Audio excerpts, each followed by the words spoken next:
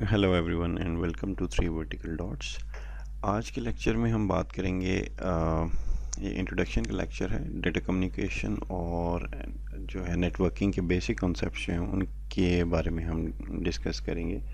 आज सिर्फ इन कॉन्सेप्ट्स का जो है वो इंट्रोडक्शन होगा, फिर लेटर ऑन हम जो चैप्टर्स हैं उनमें जो है वो डिटेल से देखेंगे कि ये जो कॉन्सेप्ट्स हैं ये बेसिकली इनकी फंक्शनैलिटीज़ क्या हैं, क्या चीज़ जो है वो इन पे ये डिपेंड करती हैं, कौन कौन सी चीज़ें हैं जो इनकी परफॉर्मेंस पे इफ़ेक्ट करती हैं। तो स्टार्ट करते हैं। तो पहला चैप्टर इंट्रोडक्शन का चैप्टर है। ये जो बुक हम जिसको फॉलो कर रहे हैं ये बेरोज़ फरोज़न की बुक है और इसका फर्स्ट चैप्टर है जो उससे आज हम स्टार्ट करेंगे। तो सबसे पहले जो है वो डाटा कम्युनिकेशन क्या होती है और ये वर्ड कहाँ से निकला है। बुनियादी तौर पे जो टर्म है टेलीकम्युनिकेशन की, टेलीकम्युनिकेशन जो है वो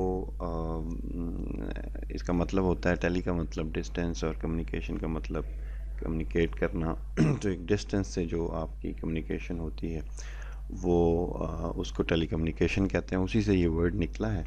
जो इसमें वर्ड डाटा है, डाटा कम्युनिकेशन में इसका मतलब ये है कि जो भी आपको इन्फॉर्मेशन या जो भी चीज़ जो है जिसको कम्युनिकेट करना है उसको डेटा से रेफ़र किया जाता है।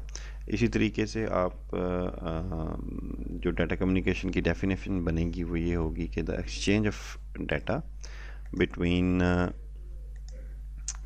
between two devices via some form of transmission medium such as wire और केबल। किसी भी मीडियम के थ्रू डाटा का एक्सचेंज कुछ डिस्टेंसेस पे डिवाइसेस के दरमियान।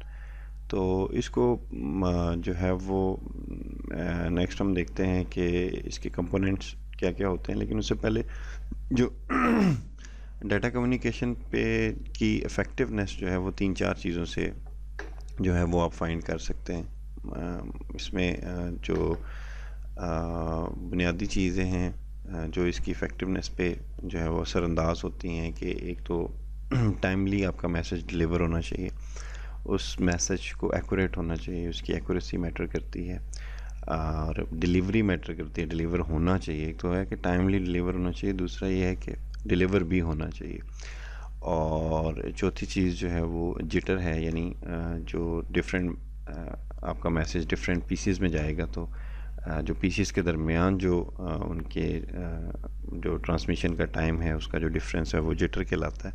तो वो एक रीज़नेबल टाइम में रीज़नेबल डिले के साथ उसको पहुंचना चाहिए। तो ये सारी चीज़ें हैं जो इस पे जो है वो इफ़ेक्ट करती हैं। हम आगे चलते हैं। नेक्स्ट जो है वो इसके कंपोनेंट्स हैं। कंपोनेंट्स की बात करें, कम्युनिकेशन बेसिकली जो है वो डिफरेंट टाइप्स की कम्युनिकेशन होती है। आपने सुना होगा कि ये इंट्रापर्सनल कम्युनिकेशन होती है, इंटरपर्सनल कम्युनिकेशन होती है, फिर ग्रुप कम्युनिकेशन और फिर मास कम्युनिकेशन। इंट्रापर्सनल जो एक इंसान अपने आप से जो कम्युनिकेट करता है अपने माइंड में, उसको इंट्रापर्सनल कम्युनिकेशन कहते हैं। इंटरपर्सनल दो लोगों के दरमियान पर कम्युनिकेशन होती है और मास कम्युनिकेशन फिर जो है वो एक पूरे मैसेज के साथ जो कम्युनिकेशन होती है। तो थ्योरी ऑफ कम्युनिकेशन को देखें तो उसमें जो बुनियादी चीज़ें हैं, जो बुनियादी फैक्टर्स हैं, वो ये है कि आपके पास एक मैसेज हो जो आप डिलीवर करना चाहते हैं, फिर उस मैसेज को भेजने वाला सेंडर कहलाता है, रिसीव करने वाला रिसीवर कहलाता है, और फिर सेंडर और रिसीवर के दरमियान कोई ऐसा मीडियम हो जिसके थ्रू ये मैसेज ट्रैवल करे। अब जो सेंडिंग साइड पे कोई डिवाइस होगी, हम अगर अपनी इस सब्जेक्ट के पॉइंट ऑफ व्यू से देखें, रिसीविंग साइड पे रिसीविंग डिवाइस होगी। अच्छा, मैसेज जो है वो कोई जो आपका जो भी आप डेटा है जो भेजना चाह रहे हैं वो उसको हम मैसेज कहेंगे, और मीडियम उनके दरमियान जो सेंडर और रिसीवर के दरमियान जो चैनल है, जो लिंक है, वो मीडियम कहलाएगा। अब इसमें एक चीज़ जो देखने वाली है वो ये है कि आपके जो इन पूरी कम्युनिकेशन को जो चीज़ सुपरवाइज करेगी, जो इस कम्युनिकेशन का सारा जो है वो ख्याल रखेगी कि किस तरीके से मैसेज जाएगा। वो रूल्स होंगे कि किस रूल के तहत आपने मैसेज भेजना है।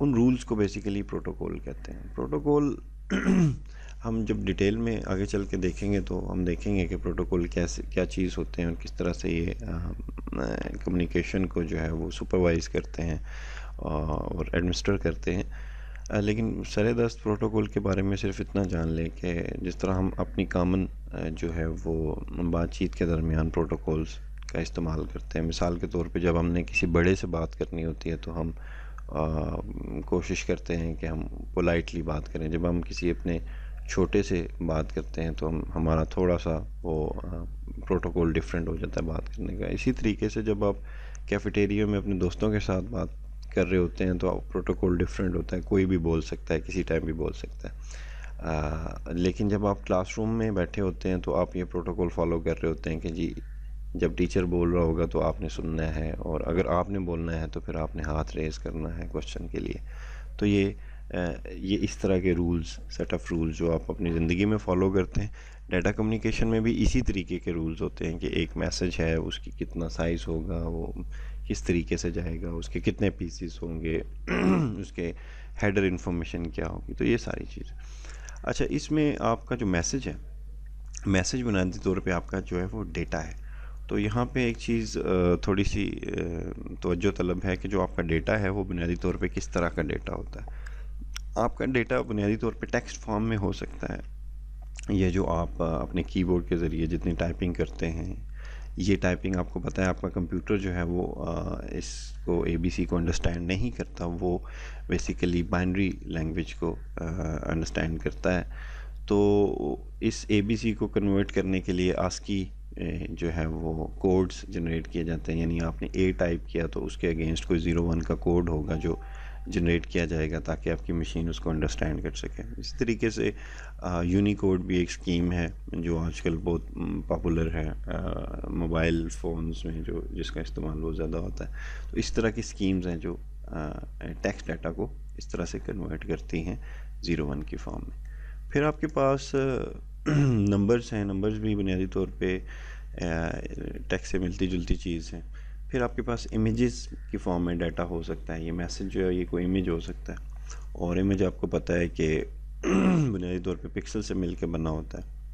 उसको भी बुनियादी तौर पे जो है वो बिट पैटर्न्स में तब्दील किया जाता है इमेज को, और फिर वो ताकि मशीन उसको अंडरस्टैंड कर सके। इसके बाद फिर आपके पास जो है वो डाटा ऑडियो फॉर्म में आ जाता है। ऑडियो फॉर्म में आपको जो वॉइस की शक्ल में हो सकता है, कोई म्यूज़िक हो सकता है, ये जो मैसेज है। और फिर आपका ये जो है वो दोबारा ये वीडियो फॉर्म में आपका ये हो सकता है डाटा। कोई वीडियो हो सकती है, कोई किसी इवेंट की, कोई लेक्चर हो सकता है, वीडियो लेक्चर हो सकता है, यूट्यूब की कोई वीडियो हो सकती है, वो इस मैसेज में शामिल हो सकती है। तो ये बुनियादी तौर पे मैसेज और डाटा से रिलेटेड चीज़ें थी। अब नेक्स्ट हम देखेंगे कि जो हमारा अगली जो है वो डाटा फ़्लो बेसिकली डाटा के फ़्लो के डिफरेंट जो हैं वो मोड्स होते हैं। उन मोड्स के बारे में बताता है। अब बुनियादी तौर पे सबसे पहला मोड आपका सिंप्लेक्स मोड है। सिंप्लेक्स मोड ये है कि आपका डाटा जो है वो सिर्फ वन साइडेड फ़्लो करेगा, सिर्फ एक साइड से दूसरी साइड पे जाएगा। यानी ये मेन फ्रेम है तो मेन फ्रेम से ही मॉनिटर की तरफ जा रहा है। तो ये ऐसा नहीं होता कि मॉनिटर से कोई डाटा जो है वो आपके मेन फ्रेम पे आता है। आप अपने लैपटॉप्स, अपने कंप्यूटर्स में आपने देखा होगा कि जो सिग्नल्स हैं वो बुनियादी तौर पे आपके CPU से आपके मॉनिटर पे डिस्प्ले के लिए चले जाते हैं, ठीक है। इसी तरीके से आपके जो कीबोर्ड है, आप कीबोर्ड से कोई की प्रेस करते हैं तो वो CPU की तरफ जाती है। ऐसा नहीं है कि CPU से कोई इंस्ट्रक्शन जो है वो कीबोर्ड की तरफ आ रही होती है। तो ये बेसिकली उसकी है। अगर रियल वर्ल्ड में एग्जांपल देखनी है तो आपने माइक और लाउड स्पीकर की एग्जांपल देखी होगी। यानी माइक में बोला जाता है और स्पीकर से सुना जाता है। आप स्पीकर के आगे जितना मर्ज़ी खड़े होकर चीखें लेकिन माइक से कभी आवाज़ नहीं आती। क्योंकि ये वन वे डाटा को फ़्लो हो रहा है, इसकी डायरेक्शन सिर्फ यूनिडायरेक्शनल है।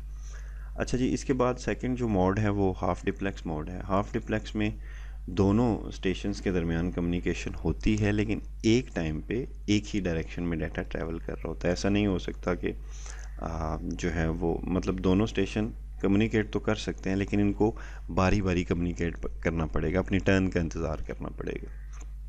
इस तरह की कम्युनिकेशन आपने वॉकी टॉकीज़ में देखी होगी। इसके अलावा जो वायरलेस सेट्स होते हैं, जो अक्सर लॉ इन्फोर्समेंट एजेंसीज, पुलिस वगैरह के पास होते हैं, उसमें भी एक साइड से बंदा बोलता है, दूसरी साइड वाला सुनता है, फिर दूसरा वाला बोलता है और पहले वाला सुनता है। इस तरीके से ये हाफ डिप्लेक्स मोड है। फुल डिप्लेक्स मोड बुनियादी तौर पे ऐसा मोड है जिसमें एक ही टाइम पे दोनों डायरेक्शन में जो है वो कम्युनिकेशन हो रही होती है। ये आपका बेसिकली वही टेलीफोन पे जो आप कन्वर्सेशन कर रहे हैं या मोबाइल फ़ोन पे कन्वर्सेशन कर रहे हैं, जिसमें आप भी बोल रहे हैं, एक टाइम पे बोल भी रहे हैं और सुन भी रहे हैं, तो ये सारी चीज़ें जो हैं वो इसमें आ जाती हैं।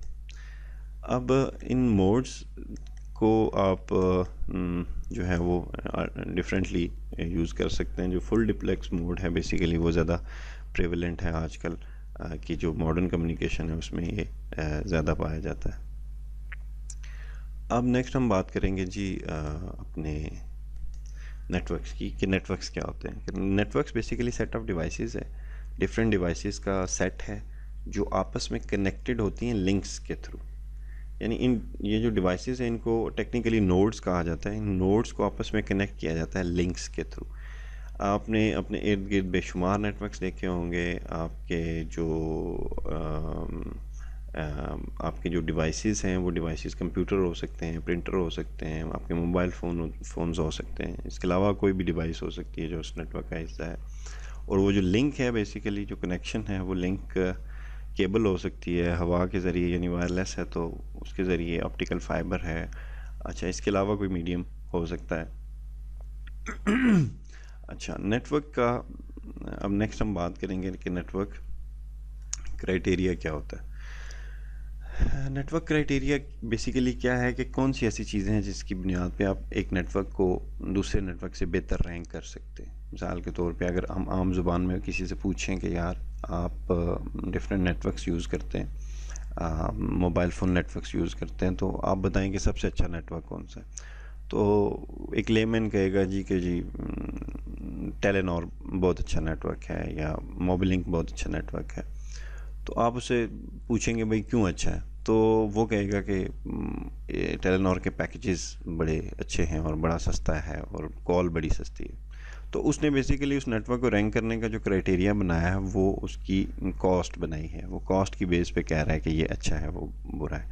जबकि टेक्निकली आपको ये देखना होता है कि आपका नेटवर्क 3 ऐसी चीज़ें हैं जिनकी बुनियाद पे आप किसी नेटवर्क को रेट करते हैं कि वो अच्छा है, बहुत अच्छा है, दरमियाना है या बुरा है। उसमें जो पहली चीज़ है वो परफॉर्मेंस है। परफॉर्मेंस नेटवर्क की जो है वो उसका मतलब ये है कि उसमें कम से कम डिले हो और ज़्यादा से ज़्यादा थ्रूपुट हो। डिले से मुराद ये है कि वो जो आप की कम्युनिकेशन है उसमें आपके डाटा को जाने में कम से कम टाइम स्पेंड हो, कम से कम टाइम लगे। और थ्रूपुट भी बेसिकली यही है कि आप जब अपनी रिसोर्सेज का अच्छा इस्तेमाल कर रहे होते हैं, आपकी थ्रूपुट ज़्यादा हो जाती है। थ्रूपुट बेसिकली आपकी इन टर्म्स ऑफ एफिशिएंसी जो है वो एफिशिएंसी को बयान कर रही होती है। दूसरी चीज़ रिलायबिलिटी है, यानी आपके नेटवर्क को रिलायबल होना चाहिए। At the middle of the night आपको अगर कहीं कॉल करनी है या कुछ नेटवर्क का इस्तेमाल करना है तो उसको अवेलेबल होना चाहिए। उसकी अवेलेबिलिटी जो है वो इंश्योर होनी चाहिए और रोबस्टनेस उसकी जो है वो किसी भी फेलियर की सूरत में, कैटास्ट्रॉफी की सूरत में उसको काम करते रहना चाहिए। ये नहीं है कि ज़रा सी बिजली चमकी, ज़रा सी बारिश हुई और आपका नेटवर्क उड़ गया, जैसा कि अमूमन देखा जाता है। अच्छा, तीसरी जो चीज़ है वो इसकी सिक्योरिटी है। सिक्योरिटी यहाँ पे कॉम्प्रोमाइज़ नहीं होना चाहिए, नेटवर्क को सिक्योर होना चाहिए। यानी एक तो ये चीज़ है कि वो आउटसाइड जो अटैकर्स हैं या थ्रेट्स हैं उनसे सिक्योर हो, ना सिर्फ बल्कि वो आपका एरर्स भी कम से कम जो है वो जनरेट कर रहा हो। यानी उसमें ऐसा नहीं है कि आपने एक मैसेज भेजा तो वो मैसेज ही नहीं जा रहा, वो फेल हो रहा है और बार बार आपको अटैम्प्ट्स करनी पड़ रही हैं, या जा रहा है तो करप्टेड फॉर्म में जा रहा है। तो ये बेसिकली 3 जो इसके कंपोनेंट्स हैं इन पे इनकी बेस पे आप एक नेटवर्क का क्राइटेरिया सेट करते हैं कि वो कितना अच्छा है या बुरा है। अच्छा जी, नेक्स्ट है फिज़िकल स्ट्रक्चर। हम जो फिज़िकल स्ट्रक्चर की बात करें तो हमारे पास बुनियादी तौर पे उसमें दो चीज़ें आती हैं। एक टाइप ऑफ कनेक्शन आती है कि कनेक्शन की कितनी टाइप्स होती हैं फिज़िकली एक नेटवर्क की को देखें तो, और दूसरा है कि उसकी टोपोलॉजी क्या होती है, फिज़िकल टोपोलॉजी। सबसे पहले कनेक्शंस की बात करेंगे। जो कनेक्शंस हैं बेसिकली दो टाइप्स के कनेक्शन होते हैं। एक पॉइंट टू पॉइंट होते हैं, इसमें एक ही ट्रांसमीटर होता है और एक ही रिसीवर होता है।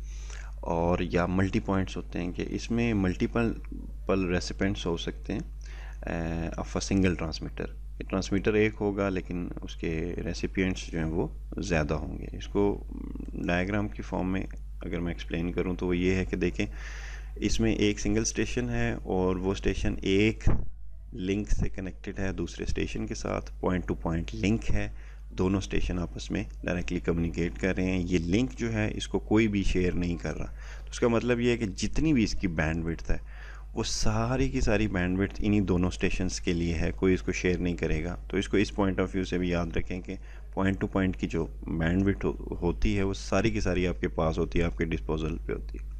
जबकि दूसरी तरफ आपका जो मल्टी पॉइंट कनेक्शन है उसमें एक आपका ट्रांसमीटर है और मल्टीपल उसको लोग रिसीव कर रहे हैं, ये तीन स्टेशन उसको रिसीव करें। इसका मतलब ये है कि इस बैंडविड्थ को बुनियादी तौर पे तीन हिस्सों में तकसीम किया जाना चाहिए। वो इस तरह से कि एक इस स्टेशन से इस स्टेशन की कम्युनिकेशन के लिए, दूसरी इससे इसके लिए और तीसरी इससे इसके लिए। इसको तकरीबन तीन हिस्सों में डिवाइड होना चाहिए और ये है बेसिकली आपका मल्टी पॉइंट।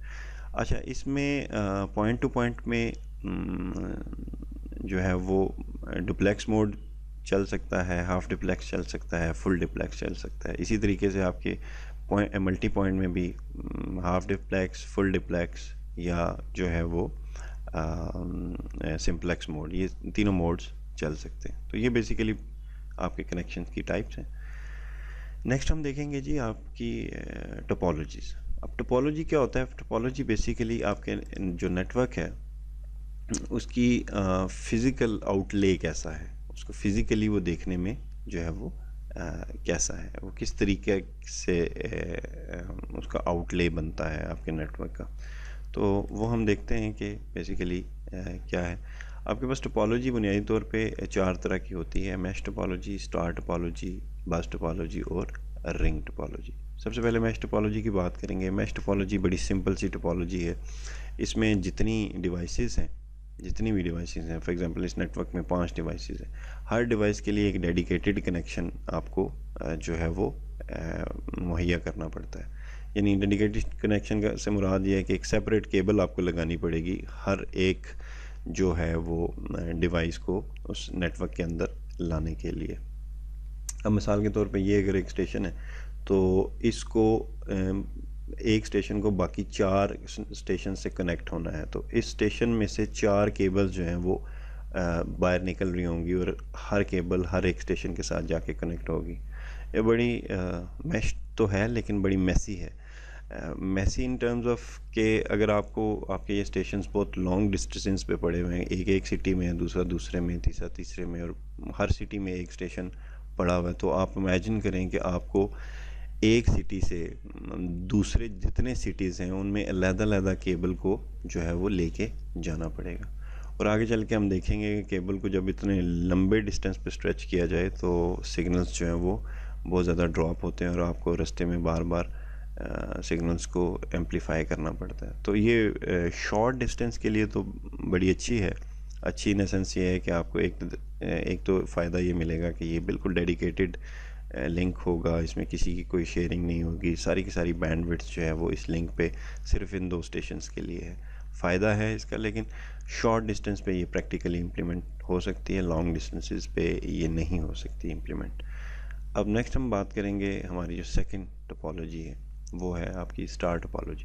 स्टार टोपोलॉजी बुनियादी तौर पे जो मॉडर्न आजकल जो आपकी जो नेटवर्क्स हैं वो बुनियादी तौर पे स्टार टोपोलॉजी पे बेस होते हैं। आप अपनी लैब का अगर आप स्ट्रक्चर देखें तो उसमें स्टार टोपोलॉजी होती है। ज़रूरी नहीं कि इसकी शेप जो है वो स्टार की तरह की हो, स्टार इसको इसलिए कहते हैं कि बुनियादी तौर पे ये इसमें एक सेंट्रल डिवाइस के साथ चीज़ें कनेक्ट हो रही होती हैं, इसलिए इसको स्टार टोपोलॉजी कहा जाता है कि बाकी इसकी शक्ल स्टार जैसी होनी ज़रूरी नहीं है।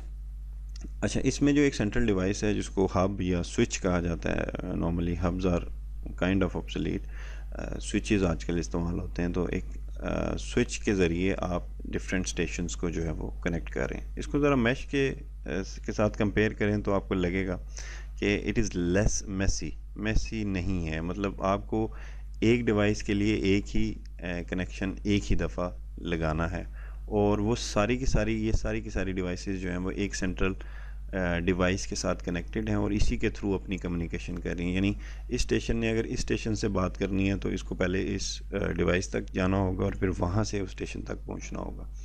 तो नंबर ऑफ़ कनेक्शंस की पॉइंट ऑफ व्यू से ये काफ़ी जो है वो प्रैक्टिकल चीज़ है।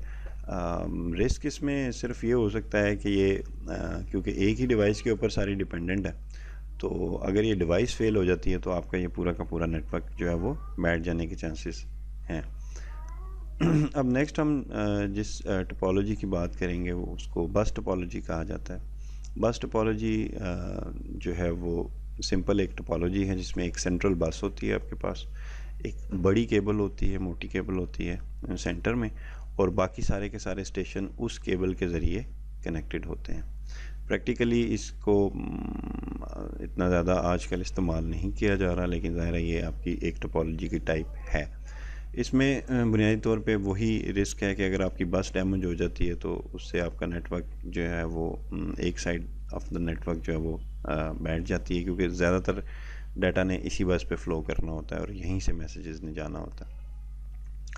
अच्छा जी, नेक्स्ट हमारे पास जो टोपोलॉजी है वो रिंग टोपोलॉजी है। रिंग टोपोलॉजी में बुनियादी तौर पे यही बस जो है ये रिंग की फॉर्म में बनाई जाती है, यानी एक सर्कुलर फॉर्म में आपके पास ये होती है और इसी बस से फिर आपके स्टेशंस जो हैं वो कनेक्टेड होते हैं। इसमें बुनियादी तौर पे ये IBM की डेवलप करदा ये बेसिकली टोपोलॉजी है। IBM की एक टोकन रिंग जो है वो कॉन्फ़िगरेशन है, उसके अंदर टोकन रिंग नाम का एक जो है वो प्रोटोकॉल भी है। उसमें जो है वो लेटर ऑन हम देखेंगे कि वो टोकन रिंग क्या होता है और किस तरह से काम करता है। फ़िलहाल इसके बारे में इतना ही कि ये एक रिंग की शेप में जो है वो आपकी बस होगी और जिसके साथ आपके स्टेशंस कनेक्टेड होंगे। इसके अलावा हम दो से ज़्यादा टोपोलॉजीज़, दो या दो से ज़्यादा टोपोलॉजीज़ को मिक्स करके भी जो है वो कोई टोपोलॉजी अपनी रिक्वायरमेंट के मुताबिक उसको सेट कर सकते हैं, जिसमें अब इस टोपोलॉजी में उसको हाइब्रिड टोपोलॉजी कहा जाता है। हाइब्रिड में बेसिकली आप देख रहे हैं कि सेंट्रल डिवाइस भी है और डिफरेंट बसेस भी जो हैं वो इसके साथ कनेक्टेड हैं और हर बस के साथ फिर एक स्टेशन लगा हुआ है। ये मोर और लेस ये डिपेंड करता है कि आपकी रिक्वायरमेंट क्या है और किस तरीका के का नेटवर्क आप डेवलप करना चाह रहे हो, वो सिनेरियो कैसा है। ये कोई हार्ड एंड फास्ट रूल नहीं है कि आपने कोई एक ही करनी है और कोई स्पेसिफिक ही करनी है।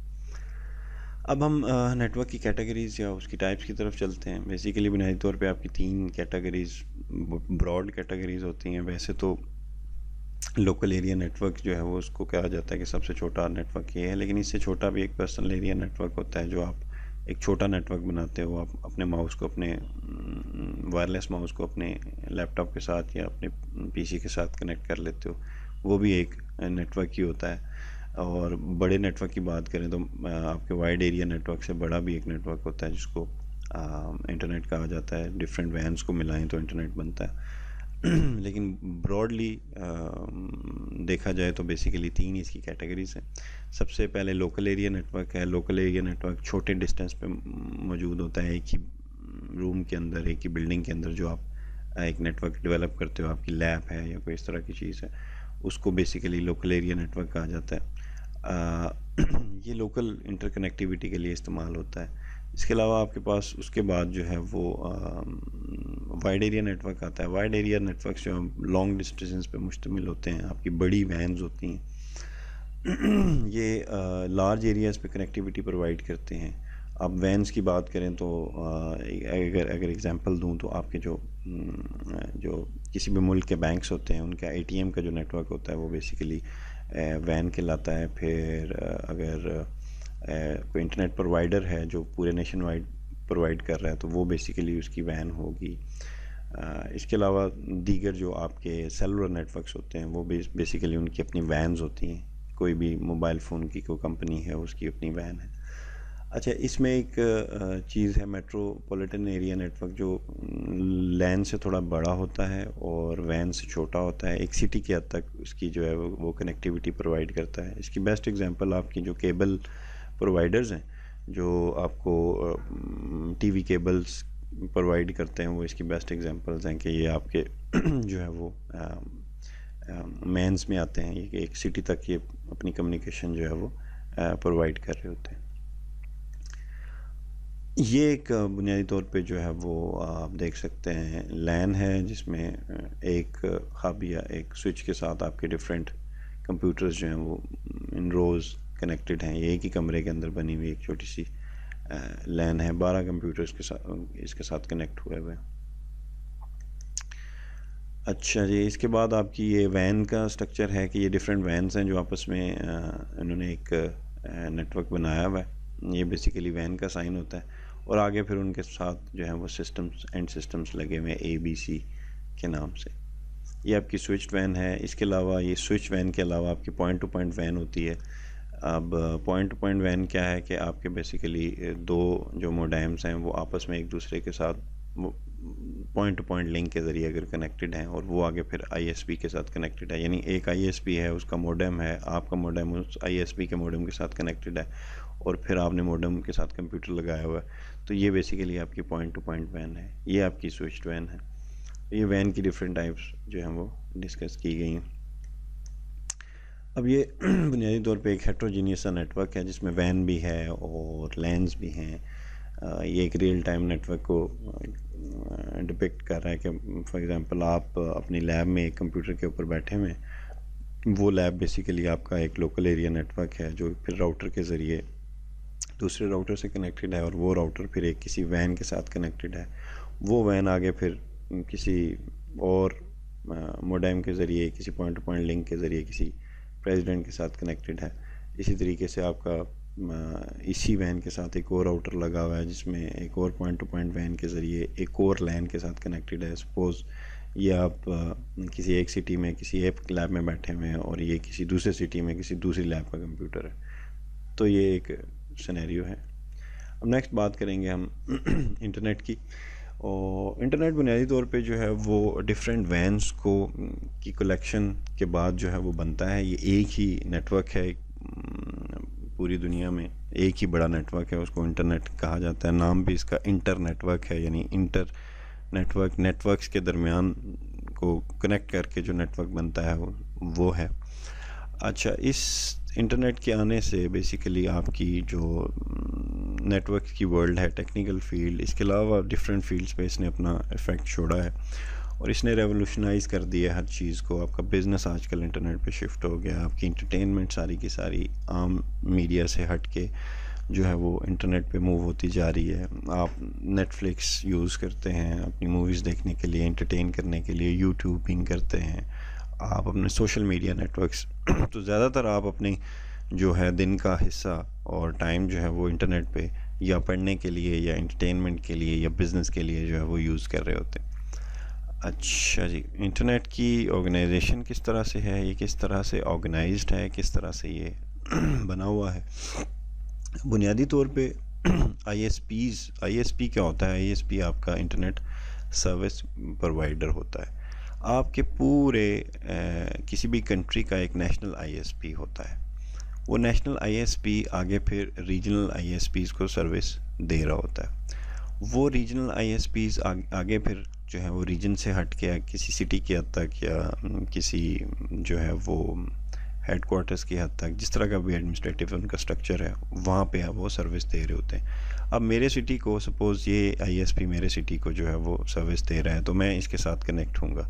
मैं अपने ISP से सर्विस लूँगा, वो रीजनल ISP से, रीजनल फिर नेशनल ISP से, और ये फिर नेशनल ISPs आगे नेशनल ISPs डिफरेंट नेशंस के ISPs NAP के ज़रिए आपस में कनेक्टेड होते हैं और ये सारे के सारे NAP से सर्विस ले रहे होते। अब आपने बेसिकली नैप को सर्च कर लेना है कि नैप क्या है। विकीपीडिया पे जाएं, नैप लिखें तो आपको बेहतर पता चल जाएगा कि ये बेसिकली नैप क्या है। अब नेक्स्ट हम बात करेंगे प्रोटोकॉल्स की। प्रोटोकॉल मैंने अभी पीछे बताया कि protocols basically set of rules होते हैं जो गवर्न करते हैं आपकी कम्युनिकेशन को जो है वो सुपरवाइज करते हैं हर तरीके से। अब प्रोटोकॉल जो है वो रूल्स से इससे सिनेमस है, यानी इससे मिलता जुलता है, यानी इसका वही मतलब है जो रूल का मतलब होता है। ये सेट ऑफ रूल्स होते हैं जो गवर्न करते हैं डाटा की कम्युनिकेशन को, और ये बताते हैं कि क्या कम्युनिकेट करना है, कैसे कम्युनिकेट करना है, कब कम्युनिकेट करना है। तो बुनियादी तौर पे आपको समझ आ गई होगी कि क्या कम्युनिकेट करना है, वो डाटा क्या होगा, किस फॉर्म में होगा, किस तरीके से कन्वर्ट किया जाएगा, कैसे कम्युनिकेट करना है, उस डाटा को किस तरह से हम कम्युनिकेट करेंगे, उसको कितने पैकेट्स में डालेंगे, हर पैकेट का साइज़ क्या होगा, और पैकेटाइजेशन करेंगे भी या नहीं करेंगे, कब करेंगे, उसकी टाइम कंस्ट्रेंट है कि कौन सा पैकेट कब जाएगा और कितने टाइम लेगा जाने में, और उसकी सेटिंग्स क्या होंगी। अब बुनियादी तौर पे आपके जो प्रोटोकॉल हैं उसके 3 एलिमेंट्स होते हैं। एक उसका सिंटैक्स होता है, दूसरे उसके सिमेंटिक्स होते हैं, और तीसरी उसकी टाइमिंग होती है। अब बारी बारी देख लेते हैं कि ये तीनों चीज़ें क्या है। सिंटैक्स आपका जो है वो बुनियादी तौर पे स्ट्रक्चर है डाटा का और फॉर्मेट है डाटा का, कि आपने किस तरह से बिट्स को रीड करना है, कितनी बिट्स का आपने एक जो है वो बनाना है, पैकेट बनाना है, और किस तरह से उसको पैकेट्स में डाल के जो है वो कम्युनिकेट कराना है। Semantics basically meaning of the bits, कि इन बिट्स को जो है वो इसका बिट का मतलब क्या है। मिसाल के तौर पे अगर आप कोई डाटा भेज रहे हैं और डाटा के डिफरेंट पैकेट्स हैं, तो जो आपका डाटा है वो तो शायद एक फील्ड के अंदर आ जाए, उसके अलावा जो डिफरेंट फील्ड्स हैं वो फील्ड्स क्या कर रही हैं, उनका मतलब क्या है। यानी अगर कोई एरर की डिटेक्शन के लिए आपने फील्ड लगाई हुई है, वो क्या करेगी और वो किस तरीके से उस पर इफ़ेक्ट होगी जो आपकी डाटा की फील्ड है। ये लेटर ऑन हमने इसको डिटेल में देखना है जब हम प्रोटोकॉल स्टडी करेंगे। टाइमिंग, अच्छा जी, टाइमिंग बेसिकली ये है कि आपने कब जो है वो डाटा को भेजना है, किस स्पीड पे जो है वो आपने डाटा को भेजना है, और किस स्पीड पे वो डाटा जो है वो रिसीव किया जाएगा। तो आज की वीडियो के लिए इतना ही। अगर आपको जो है वो कंटेंट पसंद आया है तो वीडियो को लाइक करें। अगर आपको क्वेश्चन है तो वो कमेंट में डालें, और अगर आप चाहते हैं कि आप कंटिन्यूसली आपको ये वीडियोस मिलती रहें तो प्लीज़ हमारे चैनल को सब्सक्राइब करें। Thank you.